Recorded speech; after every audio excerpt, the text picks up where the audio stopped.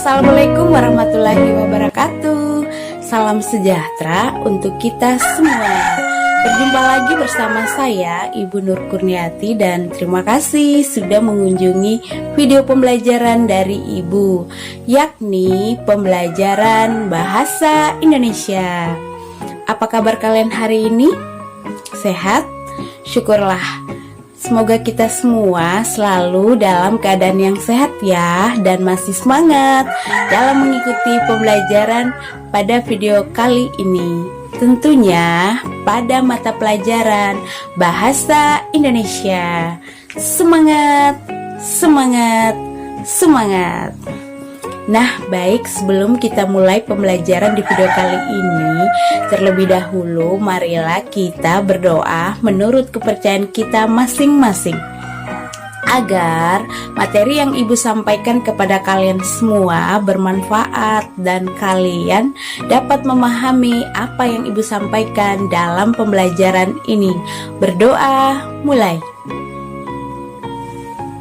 Selesai. Nah, di video kali ini kita masih membahas tentang teks laporan hasil observasi, namun dengan kompetensi dasar yang berbeda, yakni pada poin 3.8 tentang menelaah struktur kebahasaan dan isi teks laporan hasil observasi berupa buku pengetahuan yang dibaca atau diperdengarkan. Dari kompetensi dasar yang sudah Ibu sampaikan tadi, maka tujuan pembelajaran kita di video kali ini adalah setelah kalian menonton video pembelajaran ini dari awal sampai akhir, diharapkan kalian sebagai siswa mampu menentukan struktur dari teks laporan hasil observasi. Lalu yang kedua, diharapkan kalian sebagai siswa mampu menyimpulkan ciri bahasa pada teks laporan hasil observasi. Itu saja tujuan pembelajaran kita di video kali ini. Nah, kalian tentu masih ingat kan tentang materi yang sudah kita pelajari di video sebelumnya, yakni tentang cara mencari gagasan pokok pada teks laporan hasil observasi, dan juga langkah-langkah dalam menyimpulkan isi teks laporan hasil observasi tersebut. Baik, setelah kalian mengetahui poin-poin yang sudah Ibu sampaikan tadi, kalian juga harus mengetahui tentang struktur teks laporan hasil observasi, ciri bahasa pada teks laporan hasil observasi. Sekarang kita bahas satu persatu ya. Yang pertama berkaitan dengan struktur dari teks laporan hasil observasi.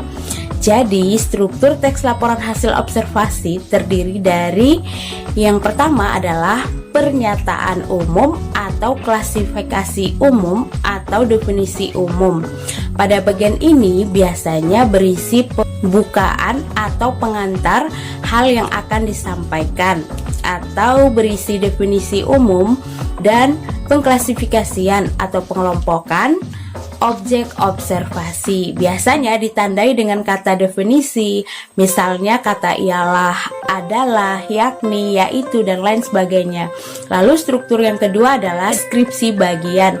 Pada bagian ini berisi hal umum tentang objek yang dikaji, penjelasan detail mengenai objek atau bagian-bagiannya terdapat pada deskripsi bagian. Atau kata lain, bagian ini merupakan deskripsi secara mendetail tentang pengelompokan objek observasi. Kalimat yang menjadi kunci adalah adanya kalimat deskripsi. Jadi kalimat deskripsi itu seolah-olah ketika adik-adik baca, adik-adik bisa membayangkan wujudnya seperti apa, kemudian diraba seperti apa, dicium seperti apa. Jadi seolah-olah bisa menyaksikan langsung si objek itu. Lalu struktur yang ketiga adalah deskripsi manfaat. Pada bagian ini memaparkan manfaat dari objek observasi. Artinya, manfaat tersebut dapat ditinjau dari berbagai sudut pandang. Atau kata lain, pada bagian ini juga menunjukkan bahwa setiap objek yang diamati memiliki manfaat atau fungsi dalam kehidupan. Seperti itu ya. Lalu struktur yang berikut adalah kesimpulan, yakni berisi ringkasan umum mengenai hal yang dilaporkan. Itulah poin-poin yang berkaitan dengan struktur dari teks laporan hasil observasi. Berikut kita lanjut mengenai ciri bahasa pada teks laporan hasil observasi. Jadi, dalam teks laporan hasil observasi terdapat ciri bahasa yang meliputi. Yang pertama adalah menggunakan istilah bidang ilmu tertentu. Artinya, dalam teks laporan hasil observasi harus ada istilah. Jadi, istilah adalah kata atau gabungan kata yang mengungkapkan makna, konsep, proses, keadaan, atau sifat yang khas dalam bidang tertentu. Makna sesuatu istilah itu dapat dicari dari kamus istilah. Misalnya, kamus istilah ekonomi, kamus istilah biologi, kamus istilah kimia, kamus istilah kedokteran, kamus istilah politik, dan lain sebagainya. Misalnya, istilah kesehatan kita bisa temukan istilah kata apa saja. Misalnya kata protein, vitamin, mineral, maupun gizi.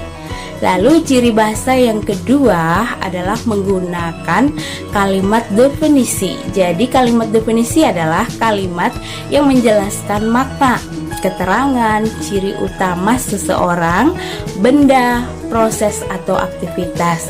Biasanya ditandai dengan kata adalah. Jadi kata kunci kalimat definisi ini ada atau terdapat kata adalah. Contoh, tari gambyong adalah tarian khas daerah Jawa Tengah yang terkenal dengan gerakannya yang lemah gemulai.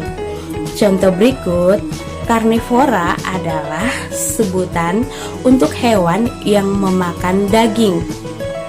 Lalu yang berikut, psikologi adalah ilmu yang membahas kejiwaan manusia secara mendalam. Ciri bahasa yang ketiga adalah menggunakan kalimat klasifikasi. Kalimat klasifikasi adalah kalimat yang berisi pengelompokan berdasarkan ciri-ciri atau sifat tertentu. Atau definisi lain yakni klasifikasi merupakan kalimat yang mengelompokkan seseorang, benda, proses atau aktivitas ke dalam beberapa kelompok berdasarkan sifat atau ciri-ciri tertentu. Contoh, jenis museum berdasarkan koleksi yang dimilikinya dibedakan menjadi dua jenis, yaitu museum umum dan museum khusus. Contoh ini merupakan klasifikasi dari museum. Contoh berikut, protein dikelompokkan menjadi dua, yaitu protein nabati dan protein hewani. Contoh ini merupakan kalimat klasifikasi yang mengelompokkan protein. Jadi, di dalam teks laporan hasil observasi ada yang namanya kalimat klasifikasi. Ingat-ingat ya. Nah, ketiga poin tersebut merupakan ciri bahasa pada teks laporan hasil observasi. Nah, anak-anak yang hebat dan cerdas, apakah kalian sudah memahami pembelajaran hari ini? Ibu berharap kalian dapat memahami dengan baik ya. Demikian pembelajaran kita di video kali ini. Semoga materi yang sudah Ibu sampaikan tadi dapat bermanfaat dan tetap semangat. Jaga kesehatan. Sampai jumpa di video pembelajaran berikutnya. Terima kasih.